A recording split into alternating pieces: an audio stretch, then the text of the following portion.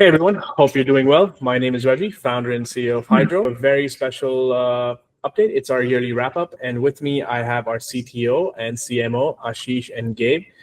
Want to say hi, guys? Hey. Hi, guys. And yeah, let's talk about what an amazing year it's been for Hydro and all the things we've accomplished. So to start off, I'm going to hand over to Ashish, and yeah, Ashish, over to you, sir. Thank you, Reggie. All right, so I take care of tech at Hydro. So we started the year off with establishing some crucial strategic partnerships that helped us performing optimally throughout the year. We have a small core tech team in-house, and we partnered with a big third-party outlet dev shop for quick scaling up and scaling down flexibility. There were some other very crucial partnerships as well for UI UX design, for infra. Just to interrupt you real quick, because I know this is a question people will ask us. Why is it important to have the ability to scale up and scale down with a third-party dev team versus having internal staff? Basically, when you have in-house team, you are stuck within that box. You have to utilize those number of people for whatever requirement you have. So sometimes the requirements are at their peak. Sometimes there is a lean period, so you need to immediately be able to start working on certain things. And there are times when you don't have a lot of work and you're focusing on planning, and the period is lean from the point of view of development. So you need to be able to scale down quickly. So a lot of cost involved, a lot of energy is spent on finding resources, hiring them. So it's always better, I think, it's always better to have a core team with you full time, and then multiple third parties to be helping you scaling up and down as needed. Yeah. So, for the people that don't know, Ashish, maybe you could just talk about your background and how you manage very large, small to very large dev teams. If you could talk about that, so we provide a little bit of context here. Yeah, so it's a long story, but let me just quickly summarize. I have more than 2 decades of experience, all of it in tech. I worked on both sides of the table as a service provider, as a product development. I've worked with multinationals, Fortune 500 multinationals. I worked with startups, currently in a startup right now. Led large teams from all across the globe of about 220 odd developers. Also worked, even currently, I'm also hands-on working along with the team. So different technologies, diverse cultures, a lot of stuff. So that is something. And back over to you, sir. All right, thank you. So we released first version of Hydro Online for public use in Q1, towards the end of Q1, building proof of time algo which powers Hydro Online or rewards distribution mechanism. Did not come without challenges, but it was a real fun to build. It is one of its kind. It is very sophisticated, and more importantly, it's our own IP.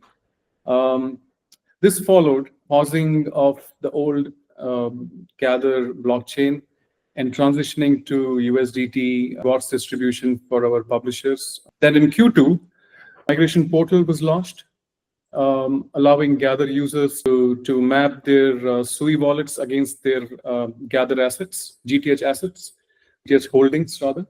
In the later part of the year, we completed development for multiple modules, including public staking, custom multi-sig UI migration module, which is basically migration 2.0, which would enable and execute actual migration of assets, including holdings, LP, staking, and master nodes as per their vesting schedules. This is going to be live immediately after the TGE this quarter.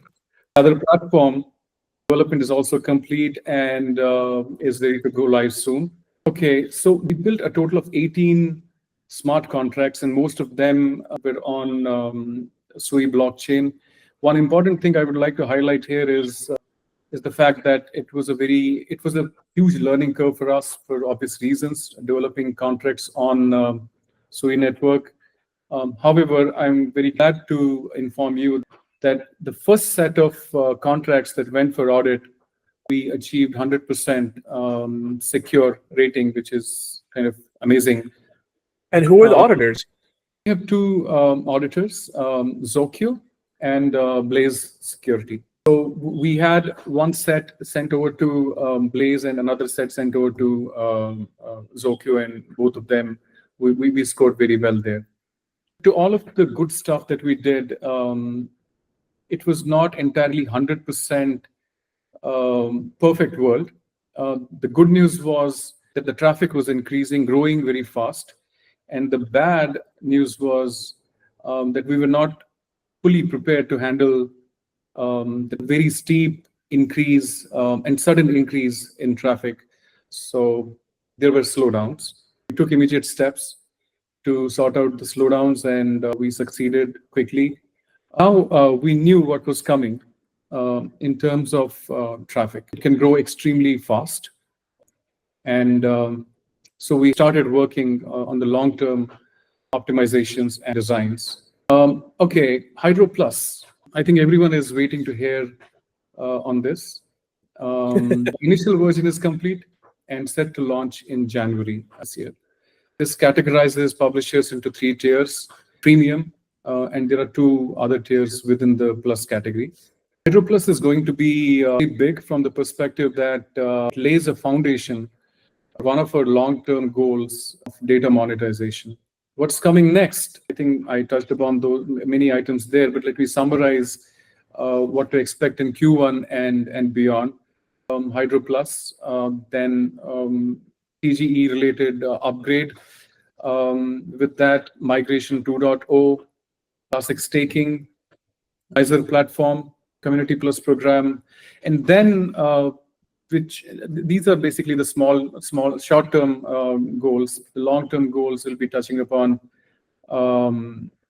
master nodes and ancillary nodes, personalization, AI-enabled content insights, which is going to be big in itself, helping our content creators get some insight on how to improve on their content, so to improve the footfall of their websites, on their content. Network interoperability is again also going to be very big. We got a recognition from AWS in the form of grants. And there is much more. There's a big roadmap, but it all serves down to the point that as long as we serve our publishers and they do well, then we can funnel their users into our suite of products, right? That's the biggest goal here. Thank you for those updates, Ashish. I am going to move over to our CMO, Gabe. Gabe, before you start, want to just give a brief background about yourself, what you handle, what you do? Yeah. So my name is Gabriel Chano. I'm the CMO of Hydro. You've probably seen me in some of the monthly updates that we push before. I'm handle pretty much every aspect of marketing within Hydro, and my background is coming from programmatic media buying, ad ops, kind of have a good understanding of the industry from within, and yeah, that helps a lot with what we're trying to build here, because it's basically going hand in hand. That's a little bit about me, but just to jump into the updates that we had prepared for today. What I want to do now is just an overview of the most important stuff that we've been up to, and then I'm going to go through them and detail them a little bit more. So what I want to start with, I think one of the most important things that we've been doing in the beginning of this year was to start our media buying campaign. This is what basically boosted up the number of publishers that we have today. But we're going to go to a little bit more detail on that. I have a quick question. Alongside our media buying, because we had explosive growth of publishers, correct me if I'm wrong, right? We had a lot and very quickly. But alongside media campaign, a lot of the organic growth hacking things we did, like for example, on Reddit and 4chan also helped, no? Yes, for sure. We've seen some organic growth, especially from Reddit, 4chan as well, but Reddit mostly. But I'm going to go into a little bit more detail on that when I speak about this, because it's interrelated.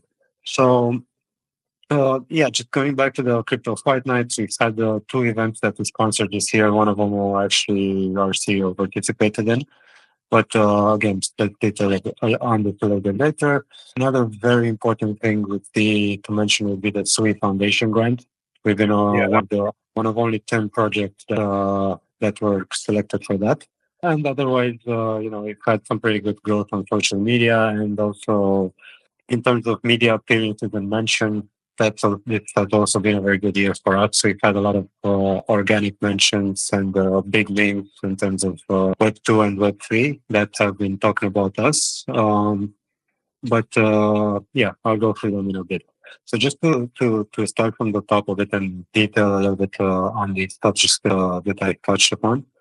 On the media buying side, I think we started around April, March, just to do our first test. So we started with some small budgets, testing out 4 or 5 platforms in parallel, just to get data, see what's working, see what's not. So it took us a good couple of months to run those and get sense of some numbers. And then around June was the month, if I remember correctly, when we started pushing strong.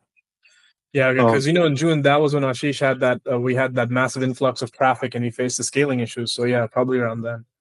It's basically going hand in hand because it's a good problem to have, but we've had a big explosion of publishers back then, and it also ties in with what Reggie was mentioning about Reddit, because once we started doing that, we started getting picked up by more organic, public people talking about us, and somehow it trickled down to Reddit and then 4chan, and people, there's freedom of speech. Everybody's posting whatever they want, so they started discussions in between them, and being kind of like a forum, everybody started getting their opinions and everything, and it just snowballed from there.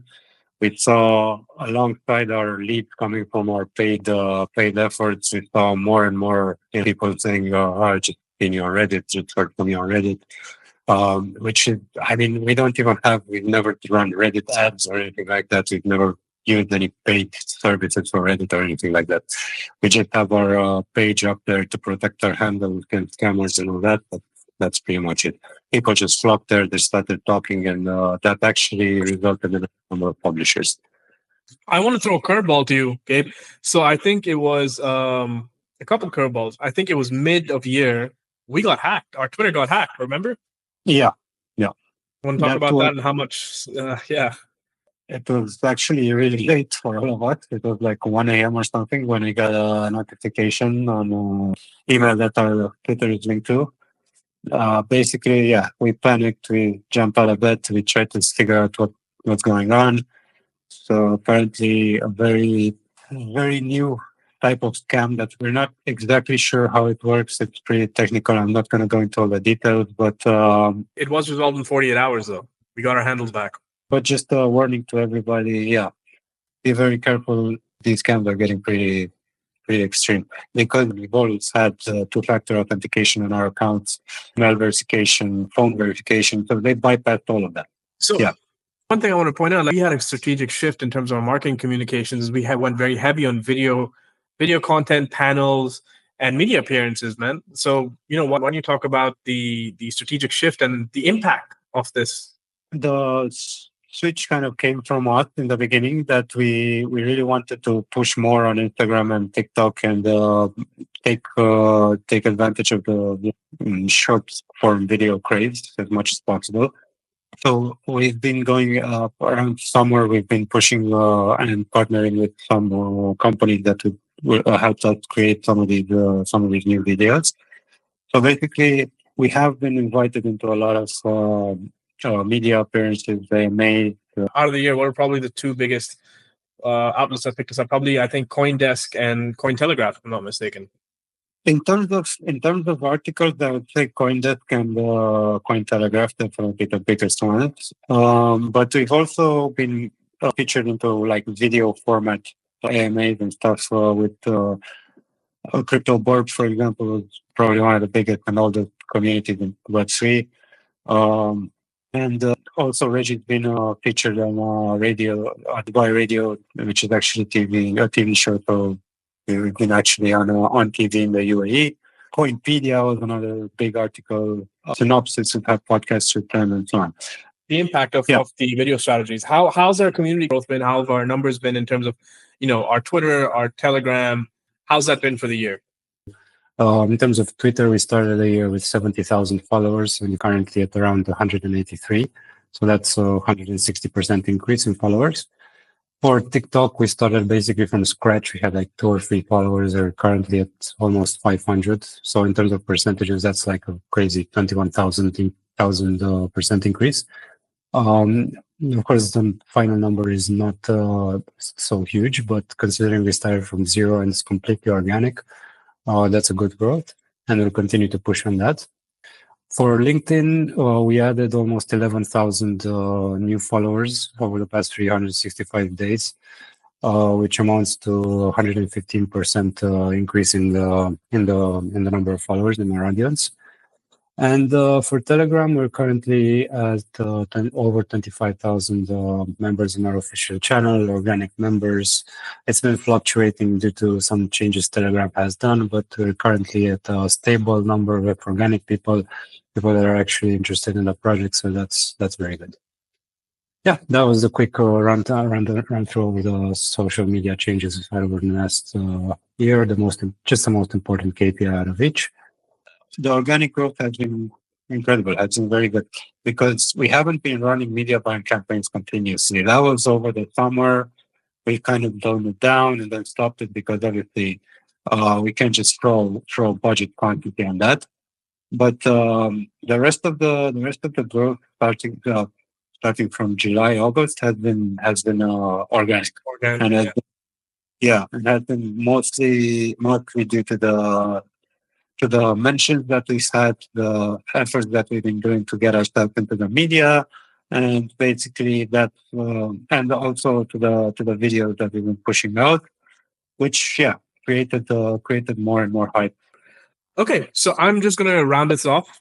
Thank you so much, Ashish and Gabe. So, just to kind of focus, this year has been pretty explosive. There's been a lot that's been happening. From delivery perspective in terms of technology, there's been lots of modules, a lot of smart contracts, a lot of development that's happened, products that have gone live, products that are ready to go live. But our focus, again, as a business, right, because it's not our first cycle we've done this. We were running Gather before, and we've seen how this works and what needs to be focused on. Our core product is monetization for our publishers, right? Our unique advantage is getting access to these end users of these publishers, these millions and millions and millions of users, right? Which we can then funnel into our Web3 ecosystem. And then on top of that, foundationally for any business is revenue. And that's what's coming out right now. So, from the start of the year till now, we're almost at 30 million lifetime unique users. That's, to be specific, it's actually 29.2, but we can, 800,000 isn't too much. So almost 30 million. That's a lot of users that we have a touch point to. That's amazing, right? With 11,000 publishers. With number of sessions through the year since go live. So I think it was end of Q1, 1.1 billion sessions. Proof of time, how much time has been spent on Hydro-enabled websites by end users? 72 billion seconds. To put in perspective, does anyone know how many seconds it takes for the Earth to revolve to complete one revolution? It's a lot, but yeah. Number of countries generating traffic, 236. Number of publishers onboarded, 11,000. Again, this is organic as of after July. And now with Hydro Plus releasing, these numbers will start to grow very quickly, and so will our revenue, and so will the touch point of the amount of end users we have. Right now it's about 30 million. I know our monthly actives are about 6 or 7 million monthly actives, with about 30% or 25% being from tier 1 countries such as United States, United Kingdom, etc. That will change. That will go up and up.